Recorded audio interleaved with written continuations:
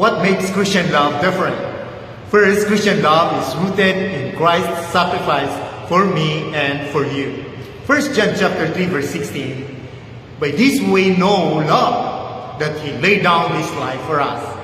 So the first difference between secular love and Christian love is that our love is rooted in Christ's sacrifice for me and for you. Second, Christian love is sustained and shaped by the work of God's Spirit, where secular love is not. Galatians chapter 5 verse 22, it is the Spirit that gives us new hearts so that the death of Christ has a love-producing effect on us.